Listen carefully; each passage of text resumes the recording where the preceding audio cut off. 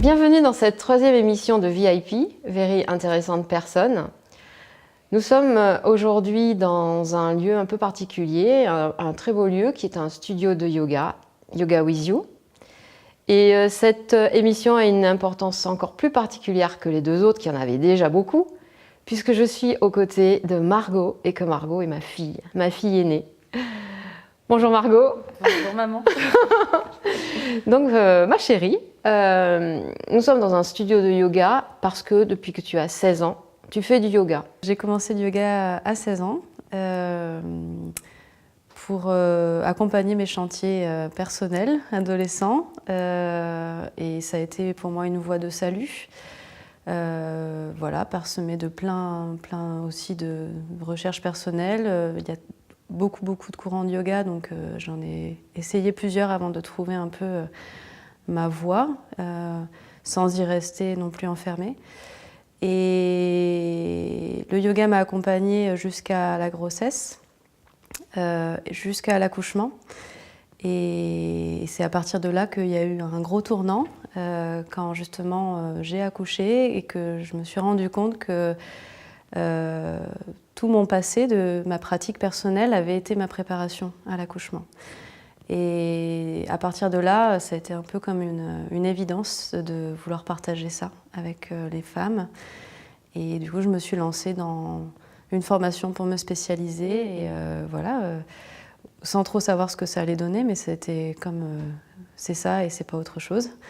Et voilà, donc c'est là que ça a commencé, mon envie et presque c'était plus qu'une envie, ça m'a vraiment portée, appelée d'œuvrer quelque part dans ce milieu de la naissance. J'ai fait aussi une formation en parallèle, plusieurs formations pour pouvoir accompagner les couples plus en individuel et plus largement. Mais c'était vraiment un appel d'agir, parce qu'une fois que j'étais dans ce milieu, je me suis rendu compte des conditions de naissance en France mais dans le monde. Et j'ai accouché à la maison et... J'allais en parler. À la maison, dans ta yourte. Dans une yourte. Oui. Et c'est vrai qu'au fur et à mesure des récits des femmes ou des couples, je me suis rendu compte à quel point c'était un problème de société, quoi. Et... Tu veux dire par là, c'est trop médicalisé, ça échappe à la femme, ça échappe à la mère, ça échappe même au père, n'en parlons pas. Oui, il y a, à mon sens, et je pense que je ne suis pas la seule, mais effectivement, une surmédicalisation et puis, de par ce fait, une perte pour beaucoup de femmes d'un sentiment d'avoir vécu leur propre accouchement, en sachant l'impact que ça a par la suite sur son estime de soi et son rapport à soi-même, mais aussi sur la relation avec le bébé. On ne connaît pas les impacts encore de la naissance pour l'enfant dans ces conditions-là, mais on peut quand même se douter que ça en a un. Bon, depuis Dolto, on en sait un peu plus quand même. Oui, sur les empreintes de naissance, il y a de plus en plus d'écrits. Mais il n'y a pas si longtemps non plus qu'on a réalisé que l'enfant, le bébé qui naissait, avait des émotions et avait des sensations. Donc on revient quand même de loin. Et on a encore du chemin, parce que c'est vrai que la majorité accouche et naissent dans des conditions qui ne sont pas favorables, voire maltraitantes. Oui. Voilà. C'est sûr qu'il y a des parties du monde où il y a vraiment une maltraitance généralisée, où les femmes sont carrément... Oui, mais en fait, les femmes, c'est un petit peu... Elles incarnent plus le féminin, donc c'est une manifestation plus marquée sur les femmes, et les hommes mutilent leur féminin aussi. Donc, et puis quand on voit quand on voit l'impact qu'on a encore sur notre terre et comment on traite la nature, et pour moi c'est la même chose. C'est l'idée de se réintégrer en tant que femme, parce que pour l'instant c'est nous qui sommes porteuses de cette dimension, de cette polarité, plus de se la réintégrer, de se réapproprier ça. Et ça commence pour moi par une intériorisation, un retour à soi, plutôt que de brandir des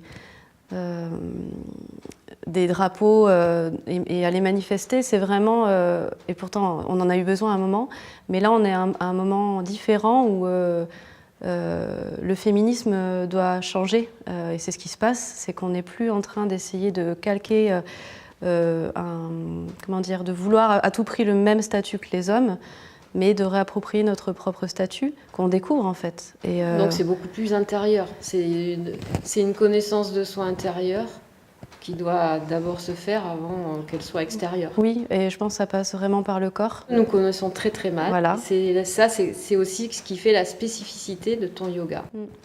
Voilà. J'aimerais que tu nous parles vraiment de ce yoga axé sur le périnée. Oui, sur le périnée, le bassin, c'est sûr que cette région-là... terrain incognita. Terrain incognita pour beaucoup encore, c'est sûr. Alors quand on est enceinte, eh bien, on est un petit peu obligé d'y aller, bien que pas toutes.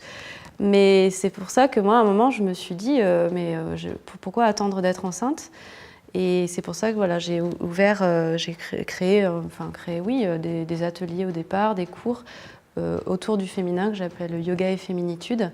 On n'est pas que dans le bassin, mais on est dans cette énergie féminine qui passe par la connaissance de soi et de son corps. Parce que pour moi, c'est l'outil d'autonomisation, en fait, de se réapproprier ça, cet espace de nous, et d'arrêter de demander à l'extérieur de nous dire, de nous donner des solutions. Dans tes cours de yoga, je sais, tu utilises un bassin. Oui. Pour montrer aux femmes comment elles sont faites en fait. Oui, tout à fait. Est-ce que tu peux Il est là. Voilà. Est-ce que tu peux nous parler de comment tu l'appelles Ah, j'ai pas encore Martin. trouvé. C'est vrai que j'ose pas, je sais pas comment l'appeler, mais c'est un support très très utile effectivement. Donc là, pour le prénatal, pour le postnatal, pour le yoga et féminitude, où les femmes ne sont pas forcément enceintes.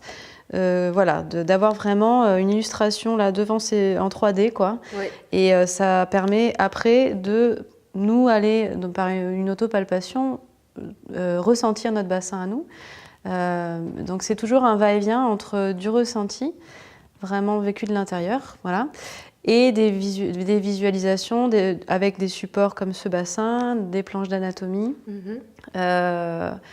Et on est tout le temps en train de voyager entre les deux pour faire évoluer notre conscience corporelle, notre schéma corporel.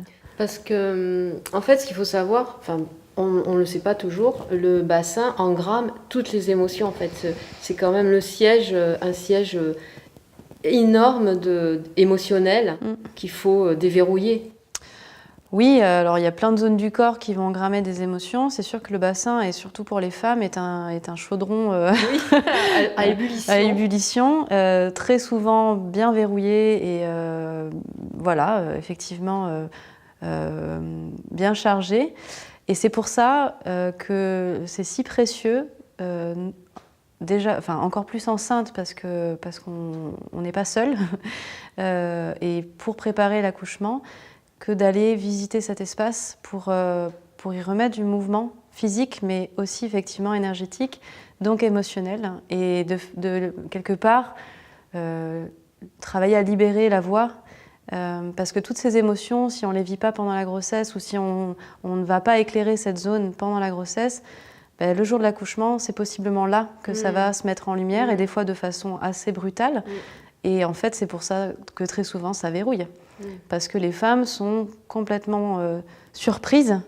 Et quand on a peur, on verrouille. Donc, quelque part, c'est mettre de la conscience pour ouvrir consciemment ce qui se verrouille très souvent inconsciemment. Le bassin est un peu le carrefour dans notre corps entre nos pieds et notre tête, entre la terre et le ciel.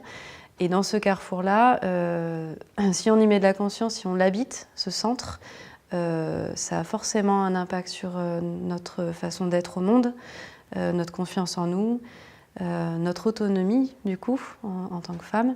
Mais ça vaut pour les hommes, hein, bien sûr. Ils ont aussi un bassin et moi, c'est ma spécificité, les femmes, mais je suis vachement aussi enthousiaste quand des hommes sont intéressés ou curieux. Et il y en a. Mais je pense que ça passe quand même par une réappropriation en tant que femme, entre femmes, parce que c'est de l'intime.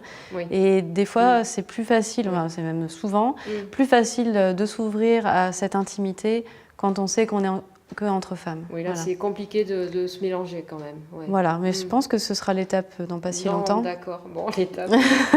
Écoute Margot, merci ma chérie.